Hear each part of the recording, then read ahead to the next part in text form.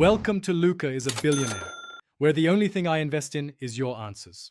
You start by installing Rust through Steam and confirming your account and download. Once done, make sure your PC meets minimum specs and updates like DirectX and GPU drivers are applied. Next, open Steam, install Rust, then launch it once to generate config files. Finally, bind the in-game console key in Settings, or confirm F1 opens the console. This prepares the environment so you can run console commands and connect to servers quickly. With the console bound, press F1 and observe the command prompt. This is where you execute client-side tweaks and debug output. For simple changes, type commands like player. Name to set your display name or graphics. Full screen true to toggle full screen, these take effect immediately.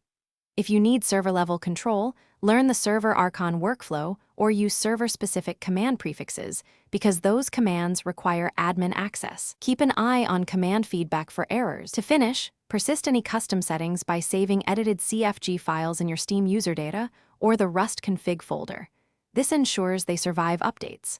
When you need to apply server settings, use Archon or console commands to reload configs or restart the server gracefully so players aren't kicked unexpectedly. If commands fail, a quick troubleshooting step is to verify spelling and admin permissions, then validate game files in Steam. Those checks fix most console and connectivity issues quickly. Thanks for watching and please subscribe. It's the best investment you'll ever make.